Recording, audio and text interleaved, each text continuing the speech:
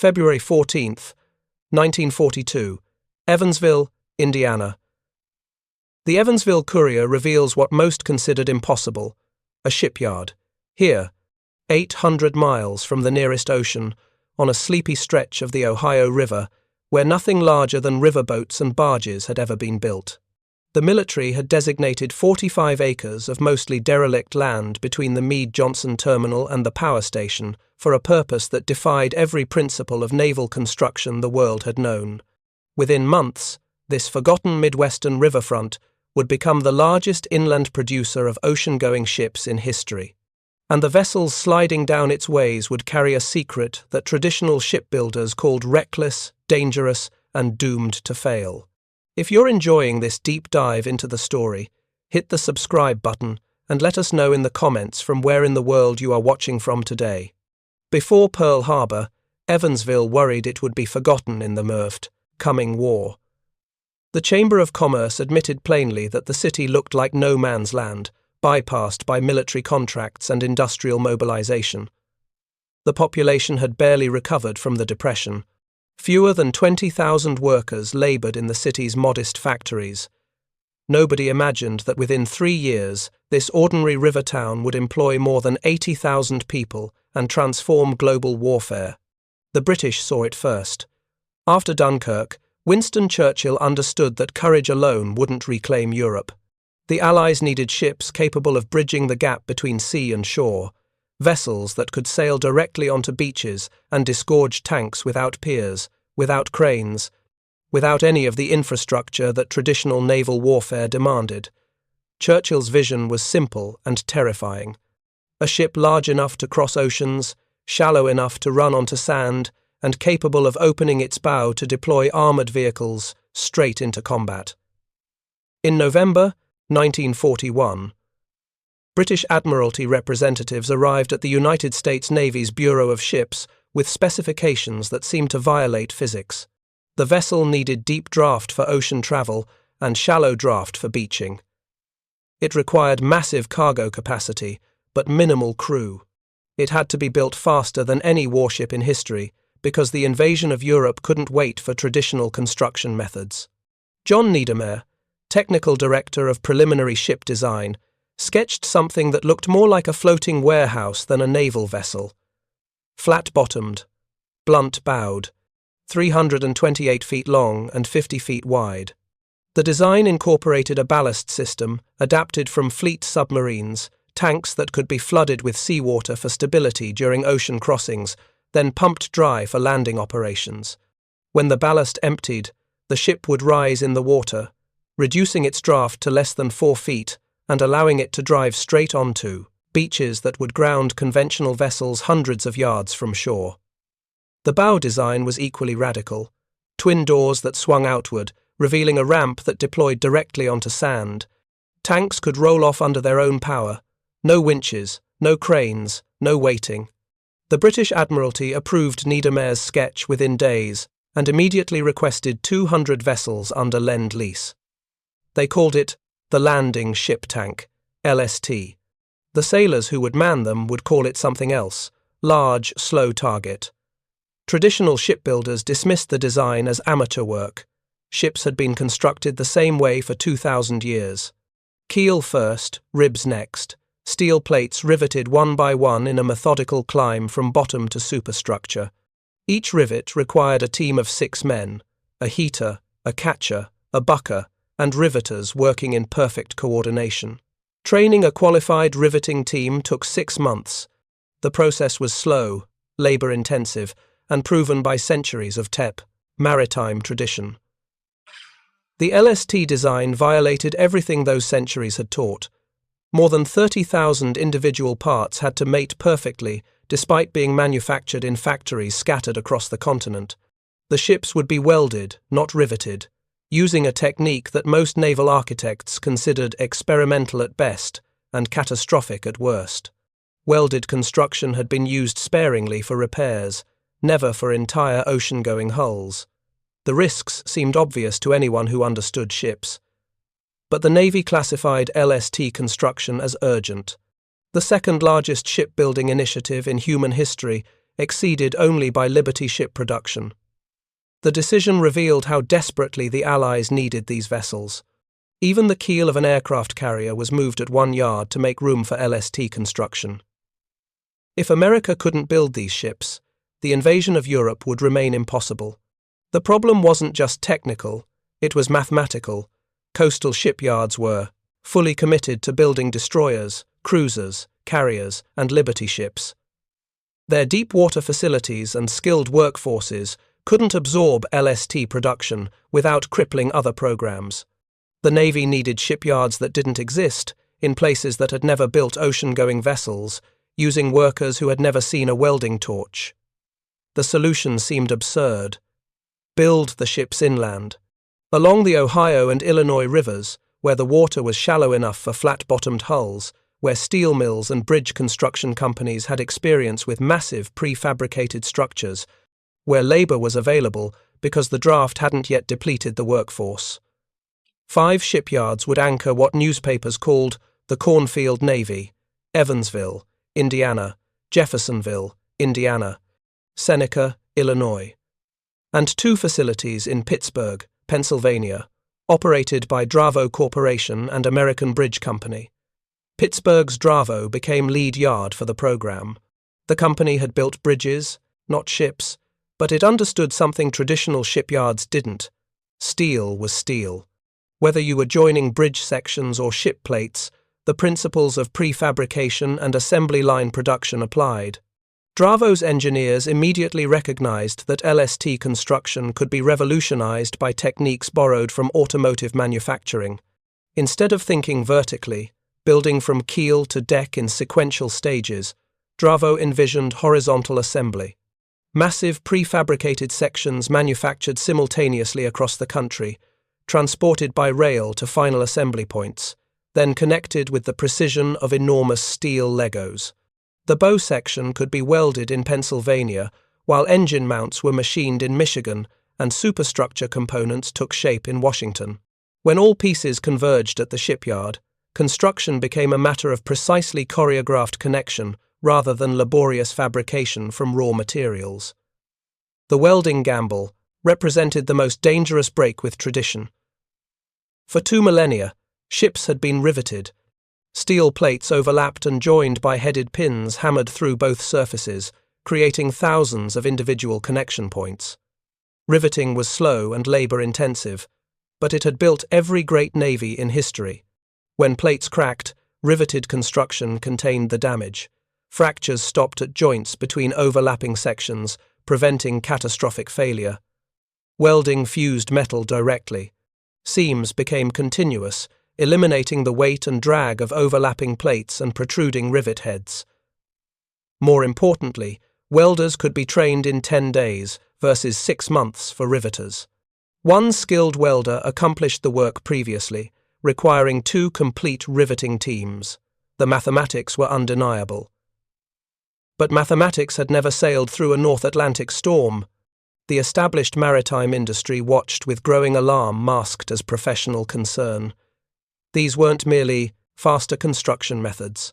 They were fundamental challenges to expertise accumulated over millennia. Welded seams had never been tested at scale in ocean conditions. The steel itself hadn't been designed for welding. Chemistry developed for riveted construction might behave unpredictably when fused at temperatures exceeding 2,000 degrees Fahrenheit. Welded hulls created continuous metal surfaces where cracks could race unimpeded from bow to stern. The warnings seemed justified when Liberty ships began suffering catastrophic structural failures in 1943. Vessels split completely in 2, their welded seams fracturing in cold North Atlantic waters. Ships broke apart while riding at anchor in calm seas. The steel was revealing flaws that riveting had hidden for centuries, brittleness that became lethal when plates were metallurgically fused rather than mechanically fastened. Yet LST production couldn't wait for problems to be solved. The invasion of Europe was scheduled for May 1944. Every month of delay meant more German fortifications, more minefields, more obstacles between Allied forces and the beaches of France. The shipyards had to build now, using methods that traditional experts called unsafe. employing workers who had never touched naval construction, racing against a clock that measured time in lives rather than profits. The human element of the revolution proved as radical as the technical innovations.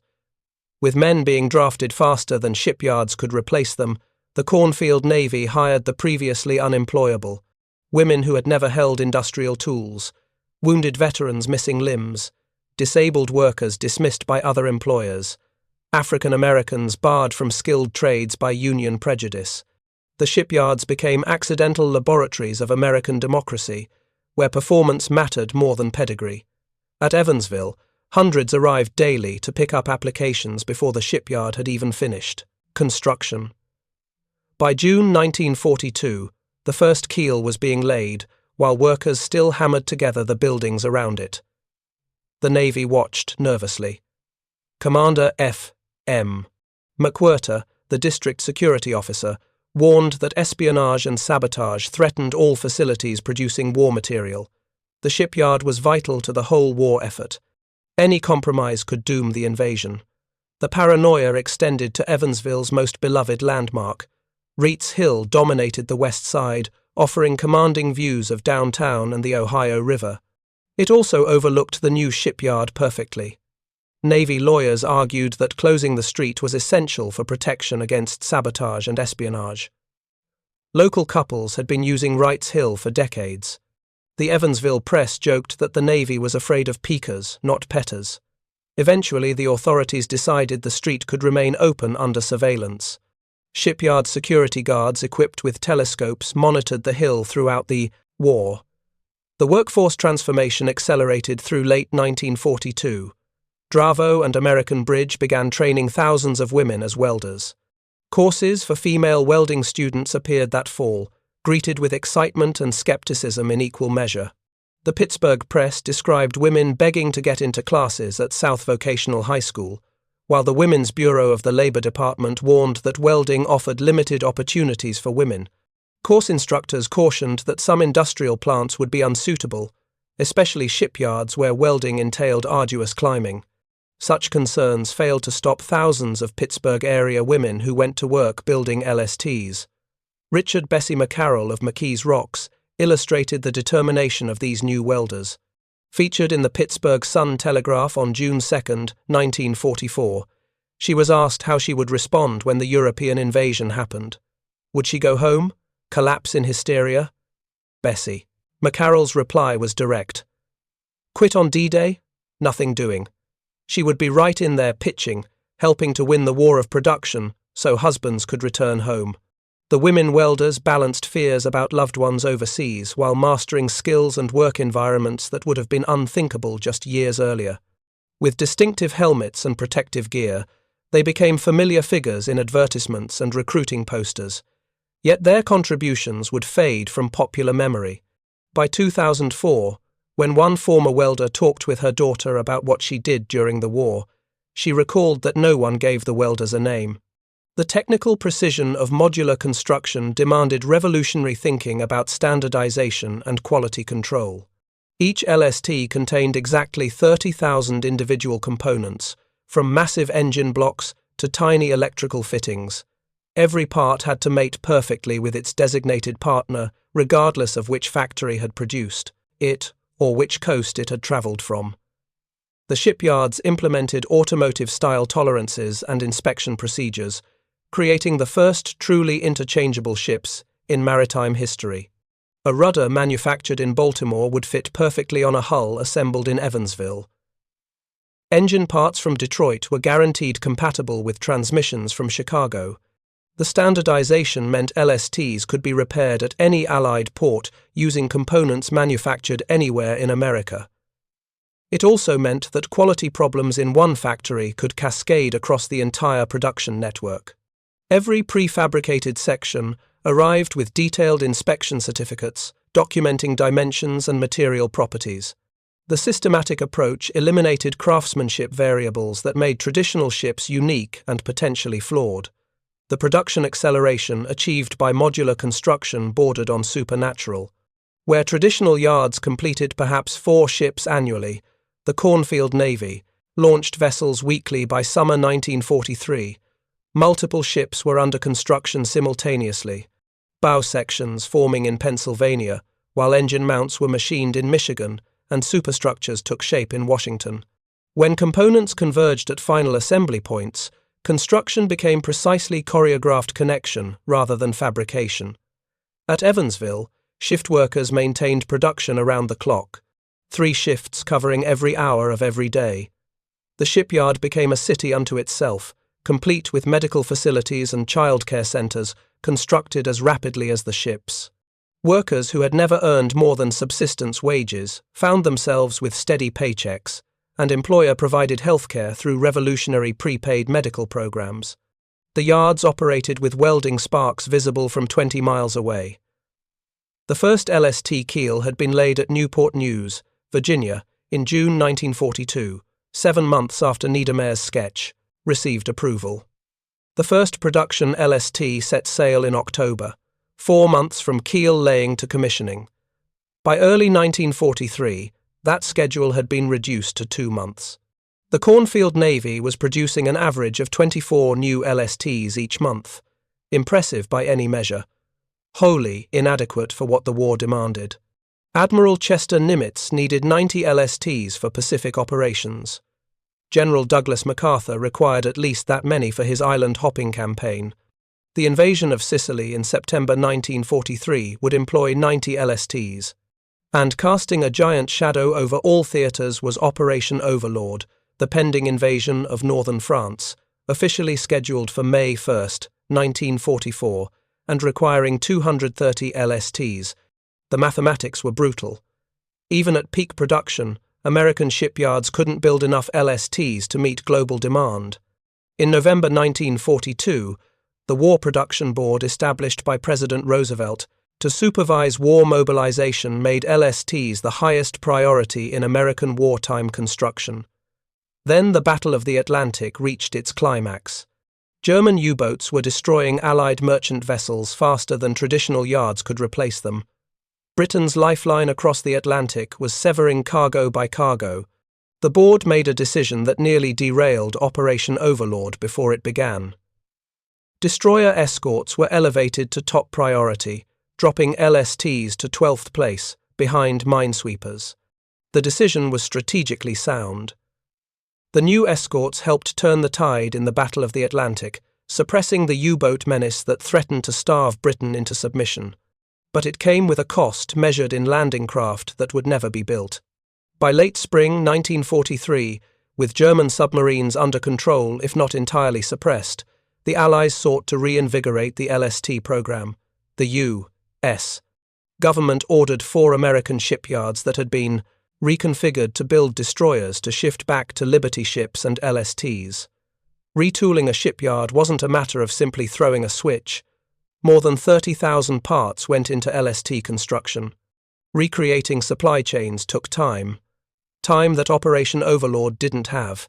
Churchill's enthusiasm for the Italian campaign, his insistence on prosecuting what he called the soft underbelly of Europe, consumed LSTs that Overlord desperately needed. The landings at Salerno in September 1943 employed 90 LSTs. British planners had assumed German forces would collapse quickly in Italy, freeing vessels for redeployment. Instead, German resistance stiffened. Mountains and winter weather made every mile a battle. The LSTs remained trapped in the Mediterranean, tied to supply operations that couldn't be abandoned. Eisenhower watched his invasion force evaporate into Italian ports. On March 22, 1944, he wrote in his diary, "It looks like Anvil is doomed. I hate this." Anvil, the planned simultaneous landing in southern France, had been designed to distract German forces from the Normandy beaches. Without enough LSTs, Anvil would have to be postponed. More German divisions would be available to contest the landings at Normandy. More Allied soldiers would die on beaches that might have been less heavily defended. The final decision came in January 1944. Operation Overlord would be postponed 1 month, from May 1 to early June. The delay gave American shipyards extra time to build as many LSTs as possible. As Eisenhower wrote to Marshall, 1 extra month of landing craft production, including LSTs, should help a lot. It was a gamble measured in steel tonnage and human lives. Every additional LST meant more tanks on the beach, more supplies flowing inland, more momentum that couldn't be stopped by German counterattacks. The Cornfield Navy responded with production that redefined possibility. By early 1944, Evansville was completing LSTs every 4 days. Dravo in Pittsburgh was launching vessels weekly. Women welders worked alongside wounded veterans and teenagers too young for military service.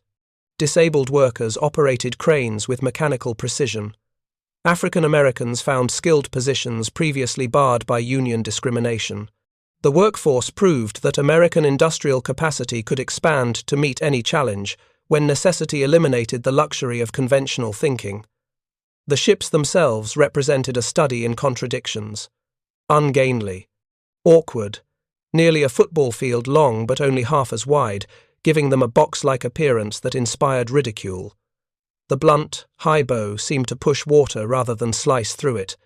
Maximum speed of 10.8 knots, though sailors claimed even that was exaggeration. Nothing sleek or fast about the LST. Just brutal functionality wrapped in welded steel plates that traditional shipbuilders predicted would split apart in the first storm. The interior layout maximized cargo capacity at the expense of crew comfort.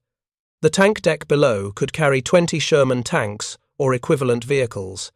The main deck above accommodated additional trucks, jeeps, and supplies. Crew accommodations were minimal. Ventilation was inadequate. The flat bottom and high freeboard made LSTs notorious for inducing seasickness in even mild waters. Sailors described ships that stank of diesel oil, backed-up toilets, and vomit. Yet the design worked precisely because it ignored tradition. The ballast system performed flawlessly. LSTs could cross oceans with the stability of conventional vessels, then pump tanks dry and run straight onto beaches with drafts shallow enough to reach shore. The bow doors opened reliably. Ramps deployed under the weight of 40-ton tanks. Vehicles rolled off under their own power. No cranes required, no waiting for proper docks. The ships accomplished exactly what Churchill had envisioned. They bridged the gap between sea and shore, delivering armoured warfare directly to enemy beaches. The welding controversy continued throughout 1943 and into 44. Liberty ships were splitting in two with horrifying regularity. Investigators discovered that steel chemistry optimized for riveting became brittle when welded. Sulfur content was dangerously high. Manganese remained inadequately low. Cold temperatures transformed the metal from ductile to glass-like through a phenomenon called ductile to brittle transition. Continuous welded seams that should have been stronger than rivets were instead creating failure paths where cracks raced unimpeded through entire hulls. Naval architects scrambled to implement fixes. All corners on LST, windows, doors, and hatches were rounded to eliminate stress concentrations. Riveted crack arrestor seams were added at critical stress points, combining welding's speed advantages with riveting's failure containment benefits. Steel. Chemistry standards were revised to ensure adequate manganese and reduced sulfur. Welding procedures were standardized across all yards. X-ray inspection became mandatory for critical seams, revealing internal flaws invisible to surface examination. The improvements were implemented with characteristic American speed. New construction standards appeared within months of identifying problems. Additional welder training focused on preventing internal defects. Quality control measures transformed welded ship construction from experimental technique to reliable manufacturing process. The systematic approach represented industrial learning compressed into months that would normally require years of peacetime development. If you find this story engaging, please take a moment to subscribe and enable notifications. It helps us continue producing in-depth content like this. By April 1944, the Cornfield Navy had produced over 600 LSTs. Dravo alone had launched 145 vessels, pioneering fabrication techniques that reduced construction time and costs across all LST shipyards.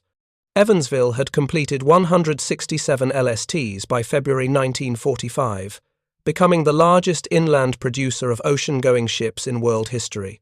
The achievement represented more than manufacturing efficiency.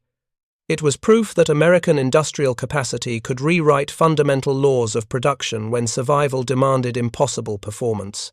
The implications stretched far beyond individual ships. German observers who managed to examine captured or damaged LSTs were baffled by what they found. The welding looked crude compared to German standards. Seams appeared sloppy, inconsistent, almost careless.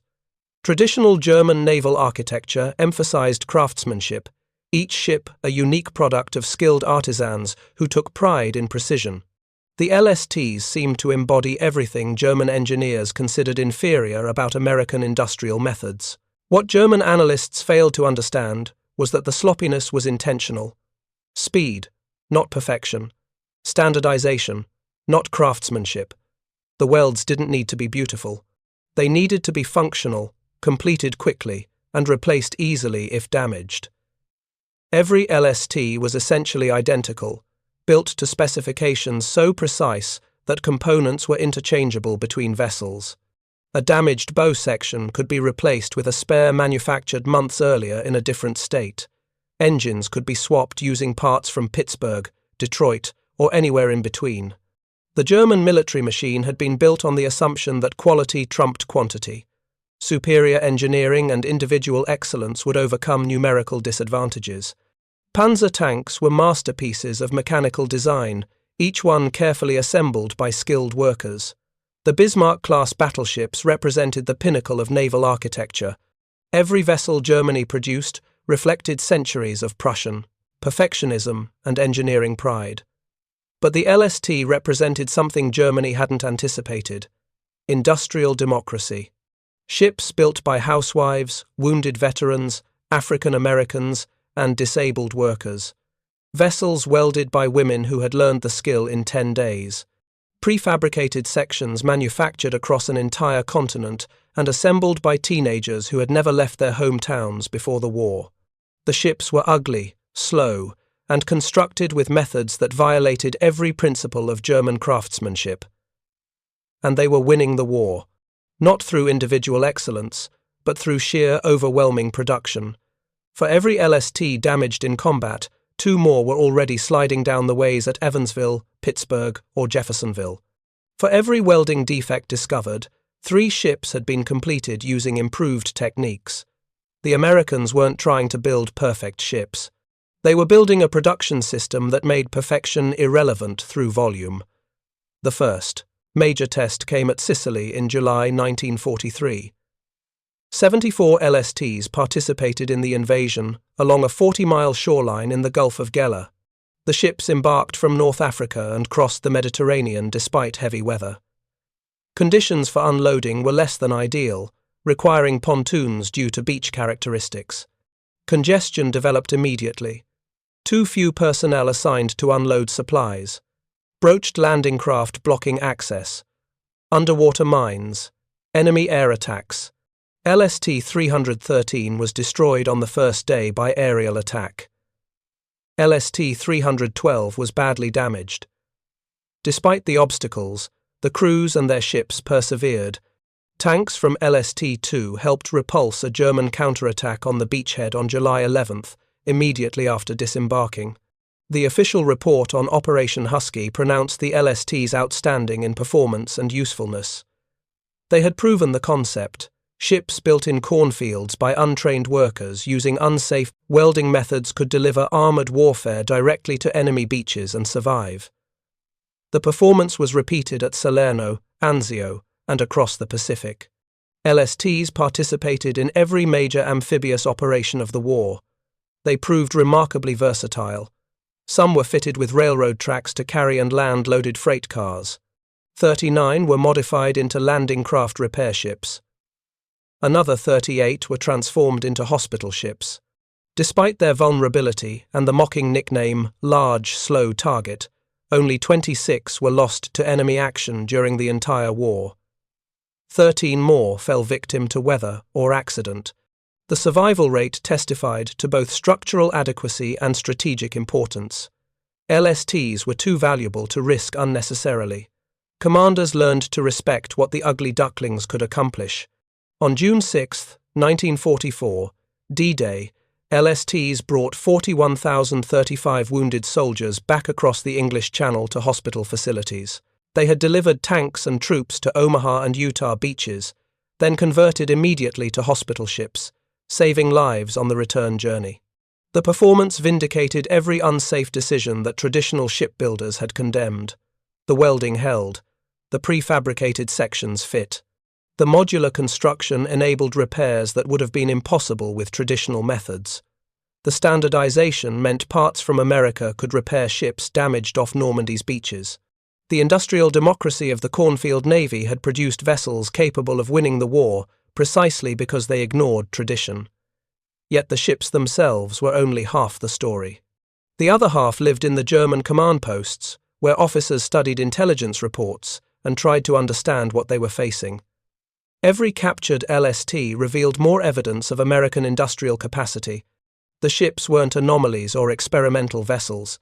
They were products of a manufacturing system that could be replicated indefinitely. German analysts calculated production rates and reached conclusions that challenged every assumption about how wars were won. The numbers, arriving at Wehrmacht headquarters throughout 1944, painted a picture that seemed impossible.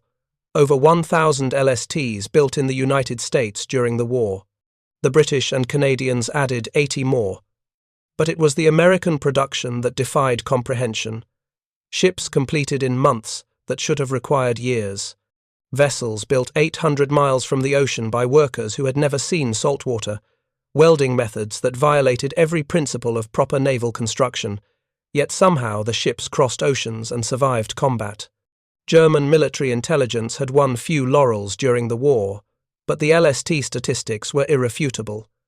Evansville alone had produced 167 LSTs by February 1945.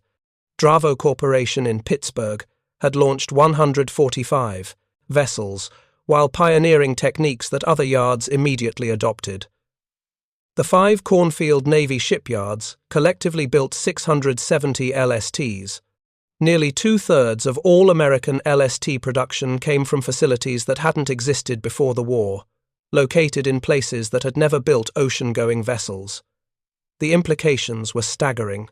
Every statistic revealed an industrial capacity that operated on different principles than anything Germany possessed.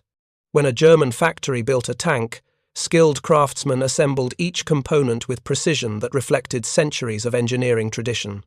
Quality control meant individual inspection by masters who understood every tolerance and specification. Production rates were limited by human expertise and attention to detail. Excellence took time. The American system eliminated time as a limiting factor. Instead of training craftsmen for years, they trained workers for days. Instead of building each ship as a unique creation, they manufactured identical products using interchangeable parts. Instead of perfecting individual vessels, they standardized construction so thoroughly that imperfections became irrelevant through volume. The Germans built masterpieces. The Americans built mathematics. The contrast extended beyond philosophy to practical results that shaped the war's outcome. Germany's industrial base, despite its reputation for engineering excellence, couldn't match American production tempo. German shipyards operated with traditional methods that emphasized craftsmanship. Each vessel reflected the skill of its builders. Quality was paramount. But speed suffered. German naval construction required extensive infrastructure, deep water ports, specialized facilities, and workforces trained through generational apprenticeship systems. When Allied bombing campaigns targeted German shipyards, production collapsed. There were no backup facilities, no redundant capacity, no cornfields in Bavaria where damaged shipyards could be replaced by converting bridge factories and steel mills. The system depended on centralized excellence. When centers were destroyed, excellence died with them. America's decentralized approach proved immune to such vulnerabilities. Bombing Dravo's Pittsburgh facility wouldn't stop production at Evansville, Jeffersonville, or Seneca. Destroying one prefabrication plant wouldn't halt LST construction because dozens of factories across the continent supplied components. The supply chain was so distributed that no single attack could cripple it. Redundancy was built into the system not through planning but through scale. The German officer corps struggled to comprehend how America achieved such production rates without sacrificing functionality. The LSTs worked. They crossed oceans, survived combat, and delivered cargo as designed. Yet they were built by workers with minimal training, using methods that seemed crude. The welding wasn't pretty, but it held. The prefabrication wasn't perfect, but components fit. The standardization wasn't elegant, but parts were interchangeable. What German analysts missed was that American industrial philosophy had evolved from different assumptions. Germany's engineering tradition valued individual excellence. Master craftsmen took pride in work that reflected personal skill. Quality meant attention to detail that couldn't be rushed.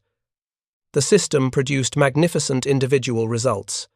German tanks were mechanical marvels, battleships were floating fortresses, aircraft were precision instruments. But American industrial philosophy valued something else: scalability. The ability to produce not just one excellent product but 10,000 adequate products. Henry Ford had proven that automobiles didn't need to be crafted by artisans. They could be assembled by workers performing single, repetitive tasks on production lines that made complexity manageable through simplification. The Model T wasn't the best car, it was the most producible car. The LST embodied that philosophy at naval scale. It wasn't the best landing ship. It was the most producible landing ship. Every design decision prioritized manufacturability over perfection. The flat bottom simplified construction but created terrible seakeeping characteristics. The blunt bow was easy to fabricate but pushed water inefficiently.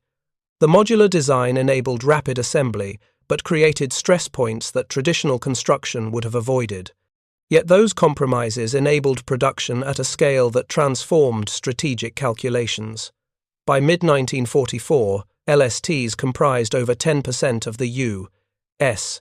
Navy's entire fleet of seagoing ships. Over 1,000 vessels in service or under construction. Germany's entire Kriegsmarine had fewer ocean-going vessels than America had LSTs alone. And American production wasn't slowing, it was accelerating. The cornfield shipyards had reduced construction time from 4 months in early 1943 to approximately 2 months by 1945. That meant each yard was launching roughly 2 LSTs per month, 5 yards producing 10 ships monthly, 120 ships per year. The mathematics were relentless. Even catastrophic losses couldn't deplete American LST strength because replacement vessels were already under construction before damaged ships reached port. German strategic planning had assumed that superior quality would overcome numerical disadvantages. A single Tiger tank could destroy multiple Shermans. A U-boat could sink dozens of merchant vessels before being lost. German aircraft were faster and more heavily armed than early American fighters. Individual German superiority was supposed to make American numbers irrelevant. The strategy worked temporarily. Then, American production overwhelmed individual excellence through sheer volume. By late 1944, every German unit commander understood the mathematics that higher command tried to ignore. For every Tiger tank destroyed, America produced 50 Shermans. For every U-boat that sank merchantmen, American shipyards launched 5 replacements. For every German aircraft shot down, American factories built 10 more. The production disparity had become so extreme that battlefield results barely mattered. America could afford losses that would cripple Germany. The LST represented that reality in its most concrete form. Over 1,000 ships built specifically for amphibious assault. Vessels that existed for a single purpose, delivering armoured forces directly to enemy beaches. Germany had no equivalent. No production capacity to build such ships. No industrial philosophy that valued quantity over craftsmanship. The Wehrmacht watched American LSTs land troops at Sicily, Salerno, Anzio, Normandy, southern France, and across the Pacific, and understood they were facing something fundamentally different than traditional warfare. The invasion of Normandy, on June 6, 1944, validated every unsafe decision the Cornfield Navy had made. Over 230 LSTs participated in the largest amphibious assault in history. They carried tanks, trucks, artillery, supplies, and troops across the English Channel and deposited them directly onto French beaches, despite German resistance. Some were damaged by mines, artillery, or aerial attack. Several were destroyed, but the losses were insignificant compared to the tonnage delivered. 41,035 wounded soldiers returned to England aboard LSTs on D-Day itself. The ships that had delivered death to German positions became floating hospitals, their tank decks converted to medical facilities that saved lives on the return journey. The versatility proved what modular construction enabled. LSTs could be rapidly reconfigured for different missions because their standardized design accommodated modification. In the weeks following D-Day, LSTs became even more critical. When a storm destroyed the American Mulberry Artificial Harbor, the elaborate floating dock system that was supposed to handle cargo offloading was reduced to twisted wreckage. Traditional military operations would have stalled. Supply lines would have strangled the beachhead. German counterattacks might have driven Allied forces back into the sea. Instead, LSTs simply continued landing directly on beaches. No harbor required, no cranes needed, no elaborate infrastructure. The ships ran onto sand, opened their bow doors, deployed ramps, and disgorged cargo until the tide forced them to withdraw. They returned with the next tide, and the next, day after day. The operation that should have been crippled by the harbor's destruction barely noticed its absence because the LSTs made traditional port facilities obsolete. German commanders watching from bunkers and command posts recognized the implications. This wasn't just numerical superiority, it was a different kind of warfare entirely. Traditional naval operations required extensive infrastructure: ports, cranes, docks, warehouses, transportation networks. Destroy the infrastructure and naval forces became impotent, unable to deliver cargo where it was needed. LSTs eliminated infrastructure as a vulnerability. They were self-contained supply systems, capable of operating anywhere with a sloped beach. Destroying ports didn't stop them. Mining harbors was irrelevant. The ships simply landed elsewhere, unloaded, and returned for more cargo. The flexibility made defensive planning nearly impossible. German forces had to defend entire coastlines rather than fortifying specific ports. The defensive burden became insupportable. The Pacific Theater revealed LST capabilities at even greater scale. Admiral Chester Nimitz used them at Iwo Jima and Okinawa. General Douglas MacArthur employed LSTs in his island-hopping campaign and the invasion of the Philippines. The distances were staggering.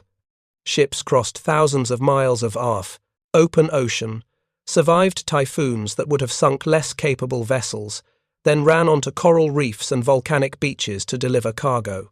The flat bottom that made LSTs terrible in rough seas proved perfect for Pacific operations.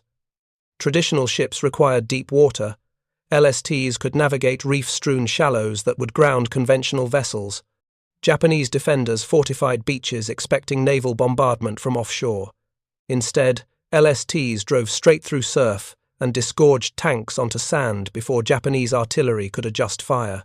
The shock of seeing American armor appear directly on beaches without preliminary landing craft contributed to defensive disintegration at multiple Pacific landings. The Japanese military faced the same comprehension problem as Germany. Their naval tradition valued quality and craftsmanship. The Imperial Japanese Navy had built some of the finest warships in history. The Yamato-class battleships were technological marvels. Japanese carriers that struck Pearl Harbor were products of decades of doctrinal refinement and engineering excellence. Japanese destroyers and cruisers moved with predatory precision at night, guided by optical instruments so advanced that American officers described them as impossible. Yet, all that excellence couldn't overcome the arithmetic of American production. For every Japanese ship sunk, America launched 5 more. For every aircraft carrier destroyed, American shipyards completed 2 replacements. The Essex-class carrier program alone produced more tonnage than the entire Japanese Navy possessed at the war's start. And now came LSTs in quantities that Japanese intelligence officers initially dismissed as impossible propaganda. The reports seemed too extreme to be credible. Over 1,000 LSTs, built by a nation that supposedly couldn't produce quality vessels, ships constructed in cornfields by amateur workers, welding so crude that Japanese naval architects laughed at photographs of the seams, yet the ships kept appearing at every amphibious landing. Okinawa alone saw nearly 200 LSTs deliver supplies and troops despite kamikaze attacks and artillery fire. The ugly American ships absorbed punishment that should have destroyed them and continued operating. The survivability statistics told their own story. Only 26 LSTs were lost to enemy action during the entire war, despite participating in virtually every major amphibious assault in both theaters. The loss rate of approximately 2.5% testified to structural adequacy that traditional shipbuilders had predicted impossible. The crude welding held. The prefabricated sections remained intact. The modular construction that violated every principle of proper naval architecture somehow produced vessels capable of surviving combat. Japanese officers examining captured or damaged LSTs reached conclusions similar to their German counterparts. The construction was sloppy. Quality control seemed minimal. Individual components appeared roughly finished compared to Japanese standards. Yet the ships functioned, and there were so many of them. The disparity between perceived quality and actual production quantity created cognitive dissonance. How could such mediocre vessels exist in such overwhelming numbers? The answer lay in industrial philosophies that valued different outcomes. Japanese shipbuilding emphasized excellence. Each vessel was supposed to outperform its American counterpart through superior engineering and construction quality. The strategy worked when comparing individual ships. Japanese destroyers were faster, cruisers were more heavily armed, carriers were more efficiently designed, but excellence didn't matter when facing 20 LSTs for every Japanese transport. Superior engineering was irrelevant when American production replaced losses faster than Japanese forces could inflict them. The strategy of outperforming opponents ship for ship collapsed when confronting an enemy that built ships faster than they could be counted. By early 1945, both Germany and Japan understood they were fighting a war they couldn't win through traditional military means. Battlefield courage couldn't overcome production mathematics. Superior tactics provided temporary advantages that American numbers eventually overwhelmed. The finest engineered weapons in history were being buried under avalanches of adequate American equipment produced at scales that made individual quality irrelevant. The LST symbolized that reality more clearly than any other weapon system. Over 1,000 ships built for a single purpose by workers who had never constructed ocean-going vessels using methods that violated traditional naval architecture. The ships were ugly, slow, and constructed with welding that looked crude to experts trained in proper craftsmanship. Yet they worked, and there were so many of them that losses meant nothing. The final vindication came in the months following the war's end. Naval architects and metallurgists conducted comprehensive analysis of LST construction. The welding that had seemed unsafe proved adequate when steel chemistry was corrected. The prefabrication that violated tradition enabled production at scales traditional methods couldn't match. The standardization that eliminated individual craftsmanship created interchangeability that revolutionized naval repair and logistics. The minor design changes and rigid welding controls implemented in 1947 eliminated LST structural failures until 1955, when the last vessels were finally retired from service. Of the 1,051 LSTs built during the war, more than 1,000 survived to the end. Several continued serving through the Korean War. Some saw action in Vietnam. The ships that were supposed to be expendable 5-year vessels proved durable enough to operate for decades. The technological legacy extended far beyond maritime engineering. The systematic study of crack formation and propagation, initiated by Liberty ship failures, evolved into the discipline of fracture mechanics, fundamentally changing how engineers approached structural analysis across all industries. Steel manufacturers developed alloys with vastly improved resistance to brittle fracture, incorporating lessons learned from analyzing hundreds of failed ship hulls. The welding techniques perfected under wartime pressure became standard practice in construction, shipbuilding, and manufacturing industries worldwide. The modular construction methods pioneered by the Cornfield Navy laid foundations for modern industrial production techniques. Kaiser's revolutionary approaches, refined through painful experience, became textbooks for post-war manufacturing philosophy. The international impact became apparent in decades following the war as former enemies adopted American mass production methods. Japanese and South Korean shipbuilders studied LST construction techniques, incorporating modular assembly and welded construction into shipyard designs that would eventually dominate global maritime manufacturing. The lessons learned from American structural failures enabled these industries to avoid similar problems while achieving production efficiencies that surpassed even Kaiser's wartime achievements. The human legacy proved equally enduring. The healthcare system born in Kaiser's shipyards continued serving millions of Americans decades after the last Liberty ship slid down the ways. Kaiser Permanente, originally created to provide medical care for shipyard workers, evolved into one of the nation's largest healthcare organizations. The prepaid medical coverage that had been revolutionary during wartime became a model for employer-provided health insurance that defined American benefit systems for generations.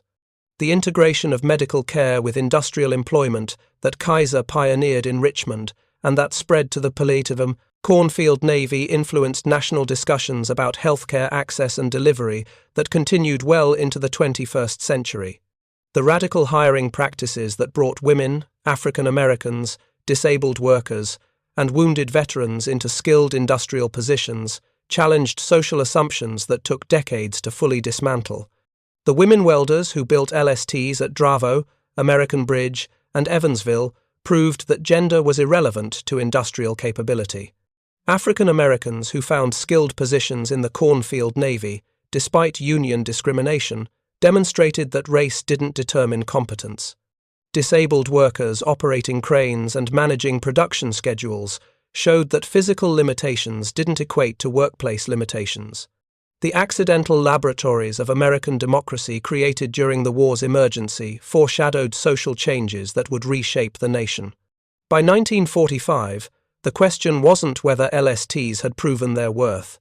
The answer was written in beaches from Normandy to Okinawa, where American tanks had rolled directly from ships onto enemy-held sand.